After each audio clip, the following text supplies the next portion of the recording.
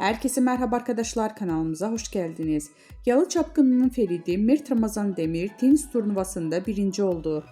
Afra Saraçoğlu ile birlikte Yalı Çapkını dizisinde birlikte rol alan Mert Ramazan Demir, yaz aylarında aşk haberleriyle gündeme gelmişti.